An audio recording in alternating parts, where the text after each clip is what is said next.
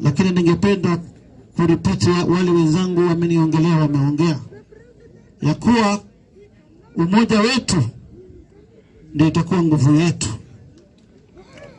Sisi watu tumedharauliwa sana, sababu kura yetu inachukuliwa kama ya Waluya ya kugawanyika. Mtu anaweza aende ya Insight Mudhama, mwingine Kalonzo, mwingine kiongozi mwingine, alafu kura yetu inapotelea hapo katikati. Lakini ningependa kuwaambia huu ni wakati wenu, mshikane na sisi tutawasupport. Mambo ya kugawanywa, mwingine sijui yako Tanga, mwingine sijui yako Kieleweke, mwingine sijui yako wapi, Wakamba hakuna mahali tunaelekea. Kwa hivyo sisi tunawaombea Mheshimiwa Kalonzo, Mheshimiwa Mudhama, usisahau Kalonzo bado alikuwa party leader wenu. Tunajua pia wewe uko na ujasiri wa siasa, lakini tafadhalini mimi naomba kama kijana yenu, kwa niaba ya hawa Wakamba na wamama na jamii yetu, kaeni chini mwangalie tunaenda wapi. Mimi sijaona Wakikuyu wakisimama 4 ama 5 ndio kwa kiti cha rais ama deputy president. Mimi naona hiyo inafanyika kwa jamii ndogo kama sisi na Waluya. Kwa hivyo hiyo mimi nimewaachia mfikirie. Na mimi ni kijana na naweza kuwa mzee. Naweza kuwa mzee. Tuangalie dunia mahali inaenda. Hakuna wakati Mkamba atakuwa president kama Wakamba wanapigana Wakamba kwa Wakamba. Hiyo ni kazi ya shetani na tunasema ishindwe. Kwa siasa yangu ni hayo. Yale mengine ningependa kuongea. Mambo ya police brutality.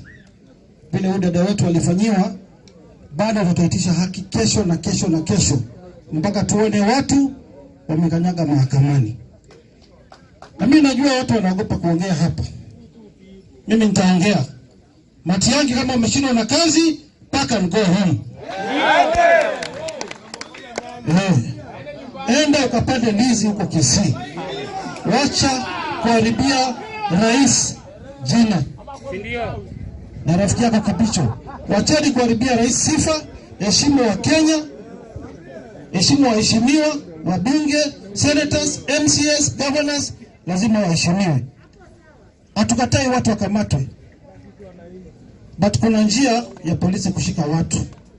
Si kushika watu kama mang'ombe saa 10 usiku wanamsha wakakunywa maji. Na mimi ningependa kuambia wewe Matiang'i, sisi hatukuogopi.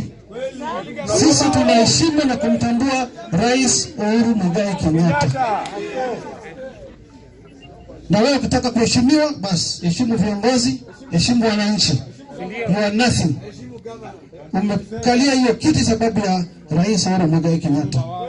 Na unapopeana amri polisi wapige wananchi na viongozi kama maungwa na nguruwe, hiyo imeharibia rais jana. Kwa hivyo tunataka apology kwa Wakenya, apology kwa senators, apologies kwa wabunge, apologies kwa MCS. Ama nyinyi wabunge mko na nguvu ya kupeleka mtu nyumbani, ama mnaogopa?